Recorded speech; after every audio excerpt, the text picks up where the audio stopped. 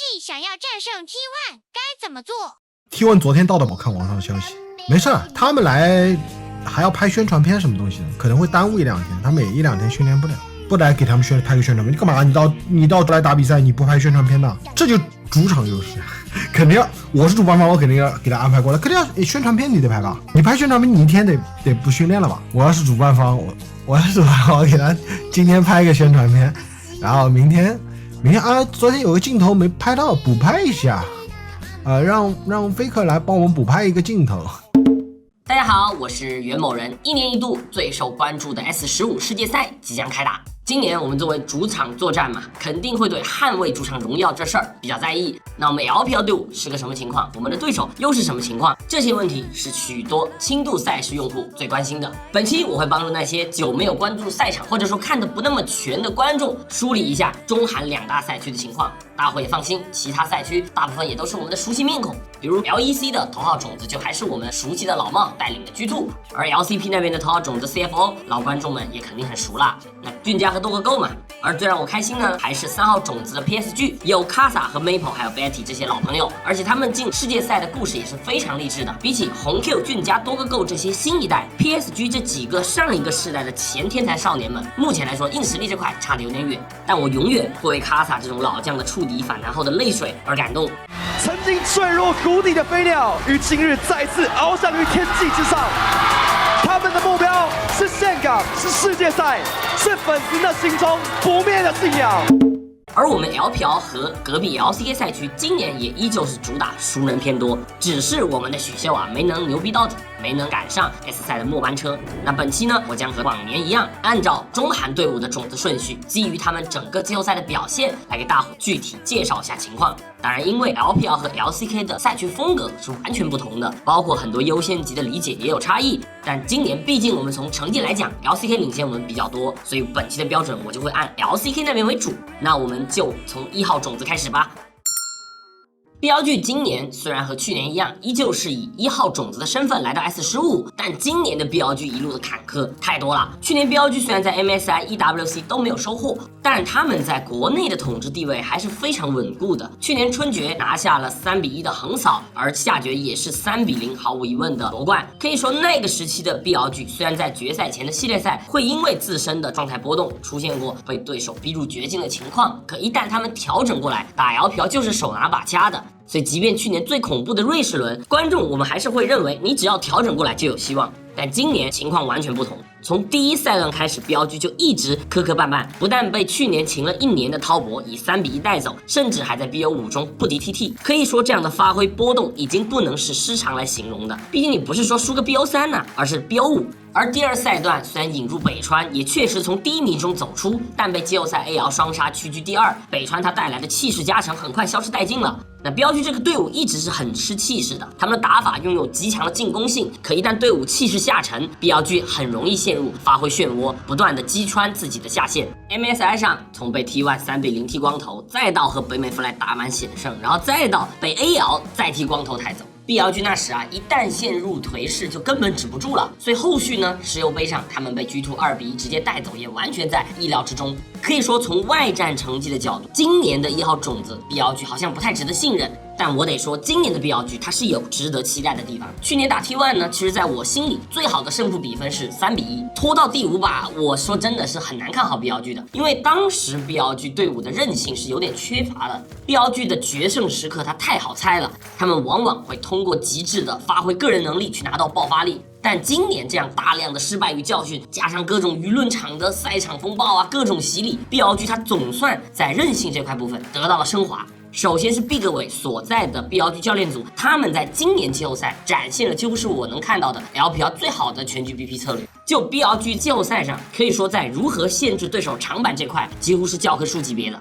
就完全没有头铁的情况，尤其打 IG 的 BO5 可以说是把当时 IG 的长板拿捏得死死的，包括和红米的 BO10 长盘大战里 Big 伟在明确了对手长板的情况下，非常有思路的封锁了对手的优势点位，再加上对于双打野轮换的决策，可以说今年 Big 伟总算摆脱了去年那种无脑相信选手实力无敌打爆一切的迷信 BP， 转而通过对对手的研究和情报，最大程度的给选手拿到适合他们发挥的环境。简单说就是搬人搬得更准确了。这对于 BLG 来说是巨大的加强。我相信毕格伟在这次 S 赛只要有足够的情报，他的班人针对会帮助 BLG 在长盘 BO5 里更有威胁。其次就是选手自身的心态与动作。BLG 今年的第3赛段夺冠，比起去年压力是大特别多的。在常规赛回来换 Shadow 拿了一番连胜后啊，第2轮 BLG 几乎是打出了堪称疯狂的游戏内容，就是 BLG 他们不停的被翻盘，不停的中后期犯病，无论是资源的优先级还是边线的处理，都让人感觉这个队伍的选手已经疯掉了。所以季后赛第1场打京东 ，BLG 上来也被2比0逼到绝境。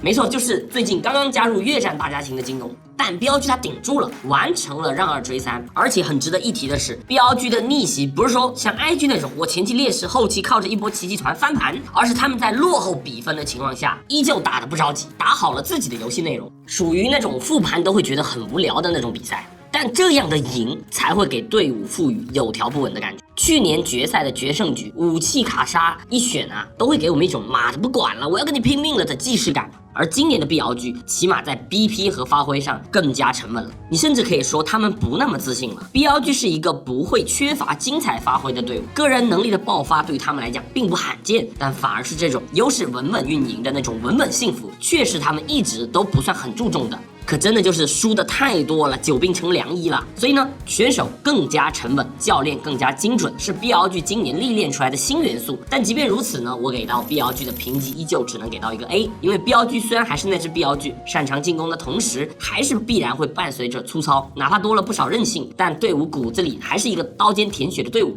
在稳定性上，其实一般是看双 C 的，但 BLG 的双 C 呢，目前来说不够稳。Elk 的进攻型下路非常优秀，女警蜘蛛体系可以说独一档，但 Elk 跟鸡蛋一样啊，玩大和 AD 就是不容易赢的，这跟操作没有关系，更多的是习惯。Elk 的云阿娜只有30%的胜率，而轮子妈也只有5成。但 Elk 的问题不是说对线过不去，恰恰相反，他的对线强度非常足，但他的打法和史蒂嘎拉那种前中期适当隐身刷钱不同。Elk 拿大河的声音啊，在非发力期也会想给的很足，但正因为太足了，反而很多时候吃了他不该承担的压力。说白了，太想帮队友做事儿了。比如决赛的这场云娜娜，虽然我们知道会有人说啊日女 bug， 但日女的 bug 只是让 BLG 没有直接赢，但他们输的原因并不是只有这一种，而是很经典的资源处理上。这里第2条龙我们可以看到 ，Elk 小龙刷新前掉点了，被闪现脏杀，结果当然是 Elk 掉点，但也是 Elk 风格的体现。这里其实换成像史蒂那种稳健的 AD， 他不会着急着推这一波的，他会在后面挂着，等你卡莎先摸。毕竟我野辅没到呀，我没有必要先推，但 Elk 会选择去推这一波线，扛一波压力，因为这样有线了，才会有队友更好去抢位置的机会。那这种就是选择习惯的不同。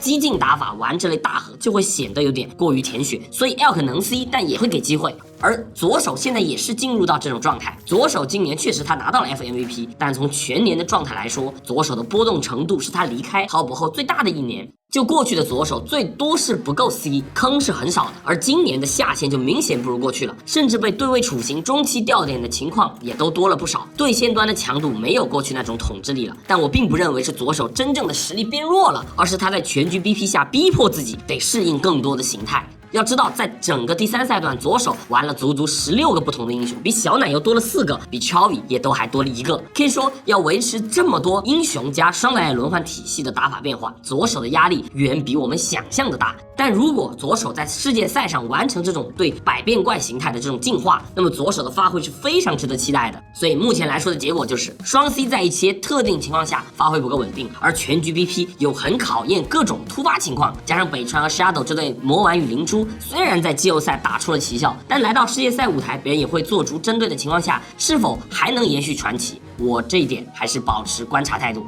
所以最终我给出的评级是 A 级。强度整体依旧好评，但无论面对哪位 LCK 强敌，都还是需要一些爆种发挥的。但也确实是目前 LPL 我最期待的一支了。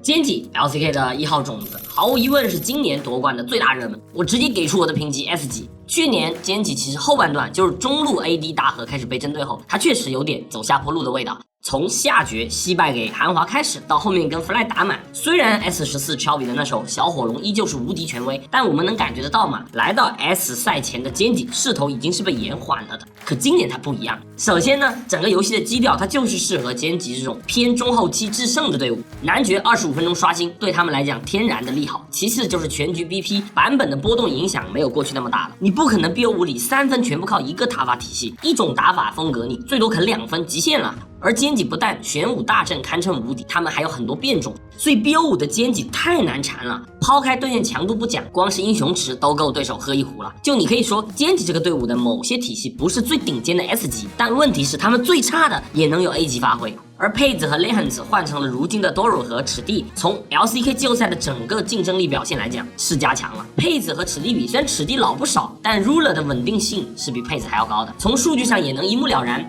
Ruler 的分军输出虽然不算最出色，但场均击杀、场均死亡还有补刀这些 ADC 位的核心数据都属于不是第一就是第二。而史蒂虽然不走极致的那种输出，但他的团战稳定性和判断力太强了，你很少看到他有奇怪的死亡闪，也不会有什么大伙无法理解的掉点。就输的团战极少是因为 Ruler 输的，而队友出问题了，史蒂他也不会急，就是很标准的我做好我自己，我拉满我自己够了。而且全局 BP 下，史蒂最超模的地方就在于他不吃辅助啊，没有说我下路必须要有什么组合，这就给了队伍很大的空间，这点和Chalvi就有很好的化学反应。那Chalvi的数据面我也无需赘述，毫无疑问的夸张。就歼击的这个双 C 整体就太稳了，这个稳不是说他们不会失误，而是他们的失误都是可以理解的失误。再加上上路还有个 King， 就 King 是目前我看到唯一一个在防守拉得如此之满的情况下，进攻端他掏出 C 位的上路，他还 C 的如此有画面的选手。就相比69的抗压角色拿出来表现整体都是没毛的，但他拿那种能 C 的角色时，其实就很局限嘛，最多看的也就是纳尔建模了。而 King 他是能够青钢影格温这种大跌出来，和宙斯、多兰这种强度的上路大对攻的，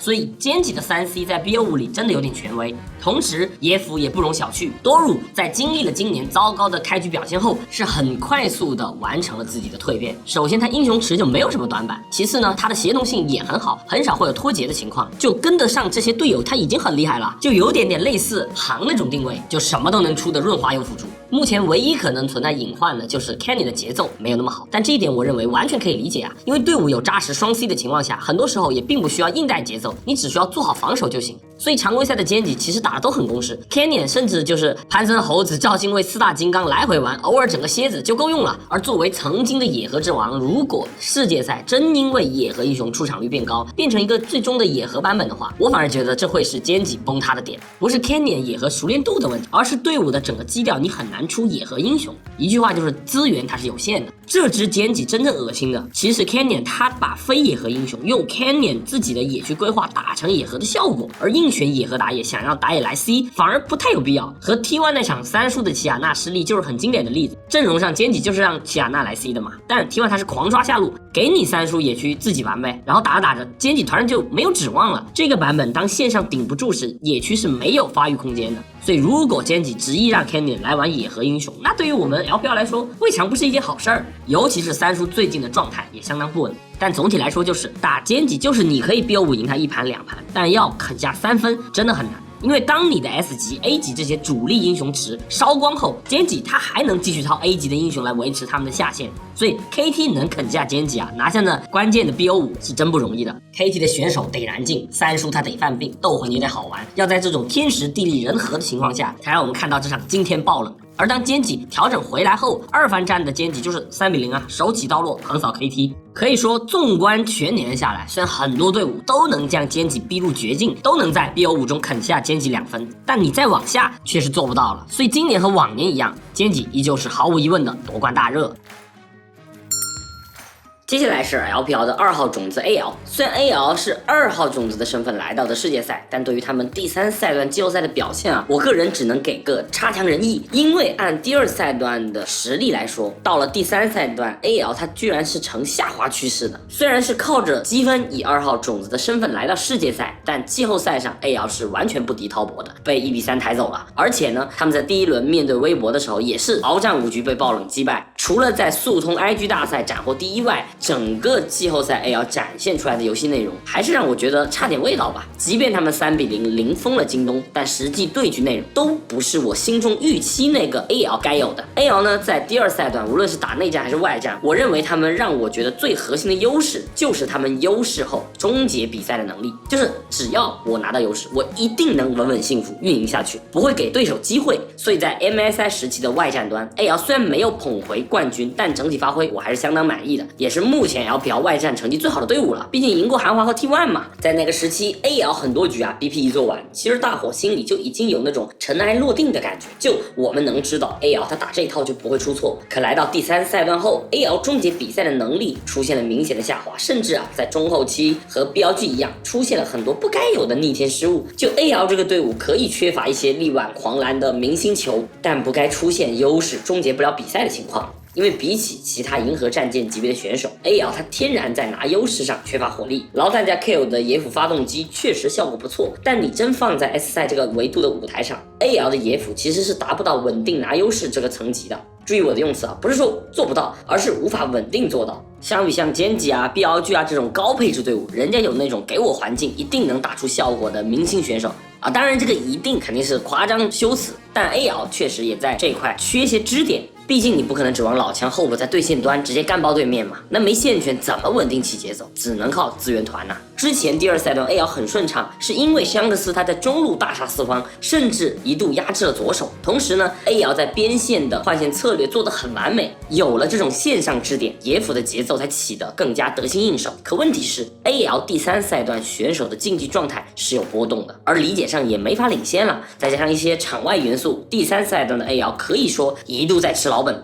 就他比就没法扩充什么新东西了。所以整个季后赛虽然说达成了战略预期，拿到了该拿的积分，也练了些新体系，也是个2号种子来的世界赛，但我认为不太够，就是提升的太少了，这是我觉得很可惜的地方。AL 是需要不断积累这种体系来提升战力的队伍，而季后赛打下来，虽然有新牌库的积累，但旧的一些体系也被破解了。就之前 AL 有什么牌，劳赞的潘森和小赵，香克斯的沙皇后部的飞机，包括 KO 的巴德，这几个核心牌库是他们的竞争力。但第3赛段打完，劳赞的潘森和小赵已经没有之前的威慑力了。那个 EWC 的国服韩信现在居然只有30%不到的胜率，如果不是 Hope 非常擅长使用很符合版本需求的轮子妈、袁安娜这类团战大核 ，AL 季后赛可能表现还要更差一些。所以 AL 从败者组杀回来时，他打 IG 3-0碾压，打京东虽然比较僵硬，但也是个3-0。可一打滔博，他就是不够味道，因为 AL 的牌库是一定程度和滔博重合的。你飞机牛，哥哥的飞机也牛啊，然后小奶油的沙皇也练出来了，前2把你牌库里 S 级体系烧完后 ，AL 的稳定性就开始暴跌，然后游戏局势就跟第1赛段输滔博那个决赛一模一样。第3把在阵容后期更舒服，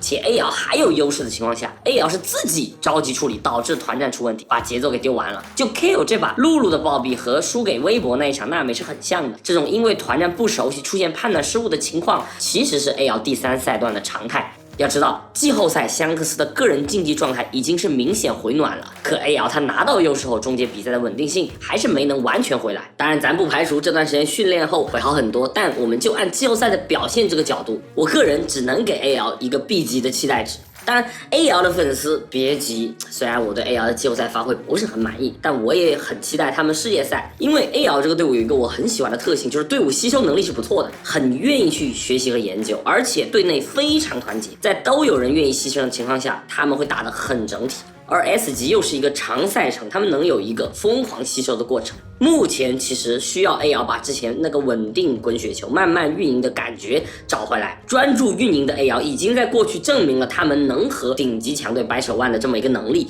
所以他们有很大成长的潜力。毕竟本次 S 赛真正留给队伍赛训的时间又很短，比赛周期长而赛训短，那你靠理解偷分的可能性就很大。输点20版本在10号才10装，每个队伍研究版本的速度又不一样，所以 AL 完全有机会抢得先机。更重要的一点是 AL 其实是一支我觉得在心理层面他们不适合以强队自居的队伍。就 AL 竞技状态最好的时候，其实是他们以黑马挑战者来进行的时候，赛前准备的姿态越低，选手反而更能发挥自己的上限。就这点他们和 BLG 是不一样的， BLG 是那种我越自信他们打得越果断的队伍，而 AL 其实不需要那么自信，他们选手本身的下意识判断其实错误率不低，他们反而更需要深思熟虑，在期待值拉高、曝光拉高的情况下， AL 的场外应对也不是太有经验，这点在 MSI 期间 AL 的粉丝应该能明白，就那种关注量级一拉上来以后场外压力是真不一样的。就我自己的印象 ，AL 他就有2次道歉，所以给个 B 级好吧，攒人品。要是真记了，反正也没人吹嘛，不担心被清算。要是真好起来，那你们来喷我，有眼不识他攒吧。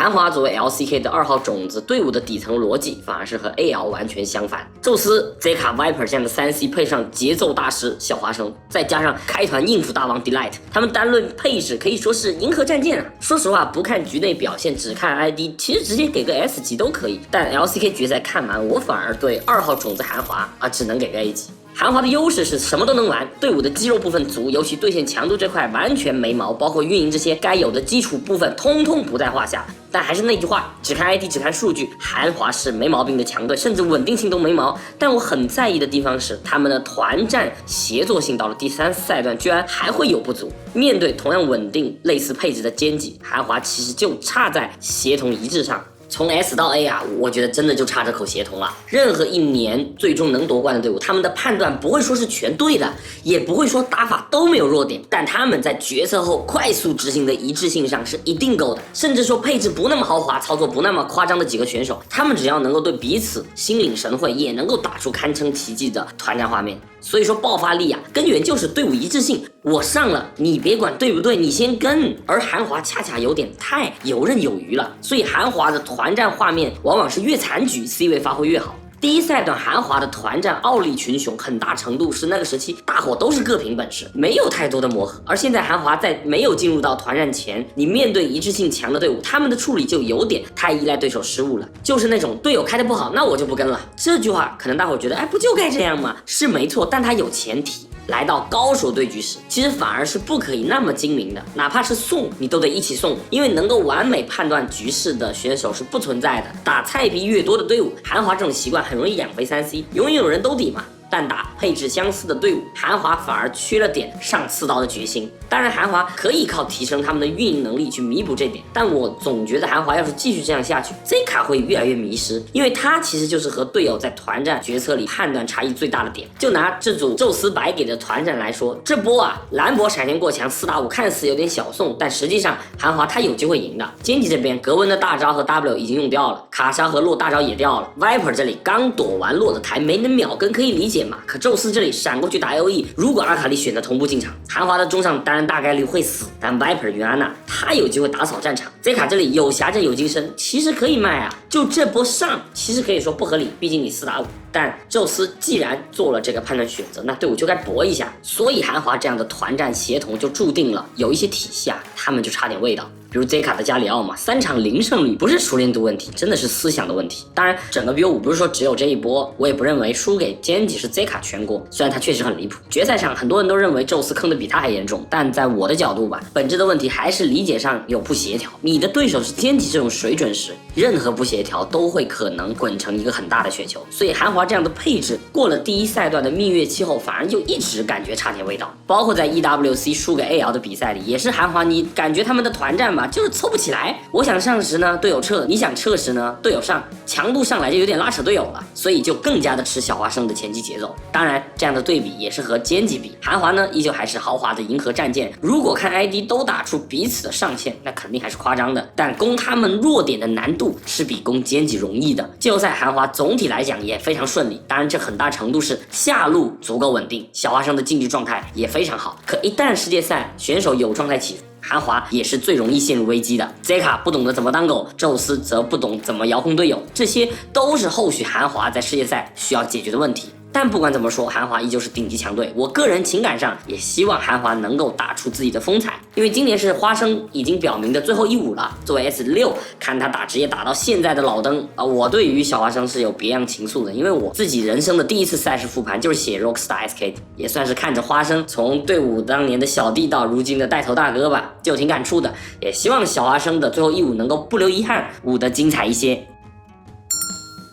说到最后一舞，自然忍不住要说说大伙最爱看的外战看滔博环节。对于不怎么关注 LPL， 更偏向于世界赛表现的观众来说呢，今年滔博这3个字已经代表着噩梦了。先锋赛确实有点太夸张了，而郭浩当时立下的军令状就是世界赛无法洗刷耻辱，那他也要最后一舞。加上哥哥今年我也经常刷到他萌生退役的视频，所以滔博哥也有不得不赢下去的理由那滔博今年的水平如何呢？其实如果没有先锋赛的前车之鉴，我是想给个 A 级的，但鉴于滔博这个队伍的玄学，我给个 B 加吧。虽然滔博是3号种子出征，但如果像 LCK 那样主要看季后赛发挥来排种子顺序的话，那滔博其实才是真的2号种子。如果说滔博的第一、第二赛段结局都比较惊悚的话，那第3赛段他们总算给人点惊喜了。其实滔博整体来说都不差的，红米带这种配置的队伍打 LPL 常规赛 BO3 还是手拿把掐的。但滔博的问题是来到 BO5 后，结果他总是烂尾。打 BLG 的2个 BO5，滔博都是率先拿到赛点的一方。但不得不说啊，今年进入全局 BP 以来，我总感觉红米的 BP 在后2局老是差点味道，没有过去那种精准了。其实也不能说多没有道理，但我个人觉得太中庸了，有种既不够稳吧，也不亮剑的感觉。其实全局 BP 我觉得要么就贯彻到底，要么就放手一搏。而滔博整个看起来有点既要又要了，但滔博的进步还是在赛训层面的。今年小奶油总算是练出来了，虽然从 MVP 上看卡纳米还是那个极致的 carry 点，但小奶油在拿到他能 C 的角色时发挥已经相当稳定了。如果说去年小奶油只有小炮一个 S 级的 carry 角色，那么今年同样能打出 S 级发挥的角色，小奶油保底就有4个。就这种 S 级不是说熟练度问题，而是有体系的那种。得说去年到今年先锋赛前，其实小奶油在沟通的细节啊，我觉得都差点味道，所以比赛上也感觉有点抽离。但现在小奶油已经把这个短板补齐了，所以我是非常期待他和卡纳米在 S 赛上洗刷沟槽之耻的。其次呢，航宇哥哥的化学反应超预期，队伍在节奏上的不稳定得到了不错的缓解。下路组合其实在当下滔博的定位就是一个战术成轴的地方嘛，他们顺呢，整个队伍的节奏也顺；他们不顺，队伍就有点卡卡的，这点和 T1 很像。但滔博下路目前的强度打 LPL 内部这些牛鬼蛇神当然够用，但来到 S 赛，哥哥能不能延续之前的竞技状态，航能不能继续从容发挥，我是比较担心。就季后赛发挥来说 ，JK Love 和航在对线强度上，无论攻防都能进入到 A 级，属于很均衡的类型。但难点在于啊 ，S 赛很多下路会有优势偏科，比如赤地加多鲁这种，你对线干不穿它，属于防守 S；而像 Elk 加欧恩拿起进攻角色开始跟你抓对线，那他是进攻 S。滔博下路那此时也不敢选偏发育的下路组，就不够极致。所以滔博下路虽然有多样性，但代价是不够极致。而且 JK Love 这个选手经常会猛一阵后，把大伙的预期拉很高，突然给你整波大的。就前段时间猛的挺久了嘛，都拿常规赛 MVP 了，而季后赛呢，哥哥的发挥也算可圈可点，那这个奖池不就一直积累到 S 赛了吗？所以我现在替郭浩擦把汗呢。而上路69一整年下来，不能说差，但总感觉有点遇强则软的味道。期待中像 King 的那副模样，69也只是做到了防守端能够比肩，所以滔博就属于那种略差一口气，需要选手有预期超进化的队伍。就每个点都有，都不算差，但你和最顶尖的 A 级 S 级队伍比，每个点位还是差口气，所以总体下来 B 加到 A 减吧。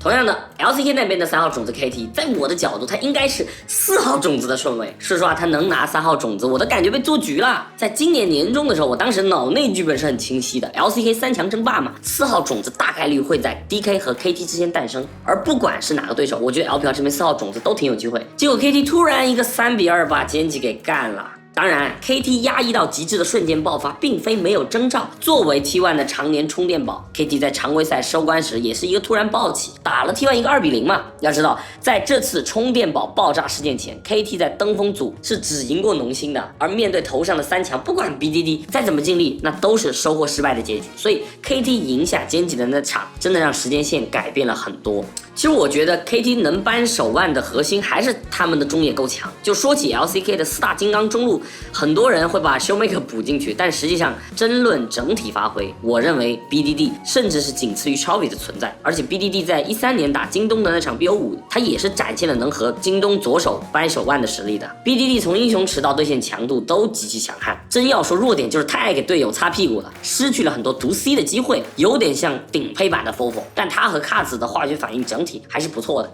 就如果和中游队伍比 ，KT 算很 OK 的配置，但和韩华奸计师的 T1 这种银河战舰级别的确实比不了。所以 BDD 打头部队伍的情况就和微博一样，前中期能够拿点东西，甚至有优势，但没法转化为赢比赛的结果，终结能力匮乏。除了 BDD 外，上路 Perfect 和下路大蛋都比较标准吧。英雄池对应强度其实都 OK 的，打法也比较均衡，但没有那种大哥的味道，就属于给我环境我也能 C 一下，但没空间我也认命了。其实 KT 这个队伍啊，多一个像 Diablo 那种锋芒毕露的年轻人，那我是觉得他们非常值得期待的。但目前来说呢，就是 KT 这个队伍基本功很扎实，运营也有些聪明在，而且我也考虑到 LCK 他在区王杯上的强势，连完全打不过 KT 的农心都能击败微博，所以我原本是想说，那 KT 应该是 LPL 最有机会吃下的韩国队，给个 C 级评分，但想想还是有点傲慢了。这次 S 赛不管打谁吧，在 LPL 队伍都是要拼一下，所以 KT 最终我给个 B 级，还是得警惕。那 T1 和 IG 的部分我就放在一起讲了，毕竟这两个队伍也很快就要分生死了。目前的整个舆论呢，别看很多串子在那里什么冠军不是比的数量，而是比高度，在那里疯狂捧上 IG， 但能整这些逆天言论，其实反而说明大伙对两队的差距心知肚明。IG 不用介绍弱点和缺点，哪怕你平时不怎么关注 LPL， 应该也能知道个七七八八，毕竟热搜天天挂着呢。这里我主要还是想聊聊 T1 的优劣。首先我觉得抛开玄学部分，以最理智的角度来说， T1 虽然今年同样是4号种，但强度是比去年弱了一些的，不是宙斯和多兰的区别，而是版本对于 T1 下野有根本性的削弱，尤其是 Carrier 的价值被影响了非常多。在年初男爵从20分钟变成25分钟刷新，这几乎就是刨 T1 的根了。去年 T1 为什么是4号种子挣扎着来打 S 赛，其实核心就是 Faker 的 AD 中路他确实不够顶，像飞机就只有打 Showmaker 才能打出华丽的数据，而当时 AD 中路太重要了，比重太高，所以只能熬。这种情况到了 S 赛，回到传统法师领域， T1 又能回到自己熟悉的线权压制环节了。那每年他都能回到，就是因为 T1 前20分钟的运营是可以严丝合缝的。20分钟男爵刷新后，他们又能拉开边线单打发育的这个空间，养出宙斯这种团战杀器。而底层逻辑就是 Carrier 和姑妈 UC 的打线能力，再配上中野辅对资源团的判断效率，整个队伍的打法结构完全固定，他们可以基于版本环境去不断调整。所以 T1 在去年瑞士人也是开局不利嘛，然后版本熟悉的差不多了，8强马上开始帮我们 LPL 剃头。但今年25分钟才刷男爵，更多资源团的选择代表了更多的变量，而终结比赛的难度大大提升了。就谁的定制版本不好说，但这个男爵的调整绝对算是定制削弱。所以 T1 今年稳不下来，哪怕多兰很多时候已经很尽力了，但队伍的节奏大伙还是感觉没法和之前那种流畅比。不是选手竞技状态波动的问题，就是单纯的打法得改了。大家一定要明白嘛，赢游戏它需要有稳定终结比赛能力的手段。比如去年打 BLG 那个 BO， 确实他Faker超神了，但第2把的无解雪球，第5把前期的那种压迫，在很多神级操作前，他就需要有这种稳稳幸福作为铺垫的。比如今年的歼击为什么公认的强，就是你不敢让 Chovy 和 Ruler 安稳发育下去，这种就是强队的根。而 ZOF GK 的那3年，任何队伍他都得忌惮 T1 拿到前期优势后的那种究极进攻组合拳。所以从底层逻辑来说， T1 的根已经被刨了，有点忍不住要说出那句这是 LPL 最有希望的一年了。这是为什么 T1 今年一直在找新的出路，甚至出现轮换姑妈 UC。 而从季后赛的战果来说，新的属于 T1 的这种新的风格还没有成型，还没有属于 T1 的拿分公式，所以 T1 现在的强度就很吃选手的临场发挥，不像前2年那样 T1 整个队伍 BP 只要一选完，执行力就差不了，就不可能有太多失误，这就是区别。但 T1 的进步能力还是在的，比如季后赛他们在第1轮打 DK 时，先是一个3-2的险胜嘛，第5把真的就是 Amy 的小火龙犯大罪给机会了，不然游戏节奏完全不同。可往后呢，T1 被韩华横扫后，马上吸收调整，2番战打 DK 你就相对轻松很多了，然后再碰到最后的冠军歼击，也是一个2-3的惜败，所以看得出 T1 他越打越强的这个学习能力还是在的。但说这些也是想表明 T1 他不是无敌的，起码现在还不是，毕竟真无懈可击就不可能是4号种子。只是相对 IG 这边个人的竞技状态，我们按季后赛来评的话，那肯定还是 T1 更让人放心。但我还是觉得 IG 如果中上的竞技状态回归，尤其是 Rookie 能兑现强度回一个台阶的话，我认为 IG 还真有机会和 T1 拼拼刺刀。那当年 S8 IG 碰 KT 时候也会被说没有机会嘛，而在大方向其实不那么利于 T1 的情况下， IG 是有奇迹创造土壤。那这次 IG 能不能创造奇迹，还得看14号。那也希望两队别辜负那么大的热度，打出让我们觉得精彩的比赛。这么大的热度上来，真别上来就拉稀吧。不管怎么样，我希望个打满不过分吧。那我是袁某人，本期内容就那么多。接下来在开打前，我应该还会再更一期版本解读。那我们之后不见不散。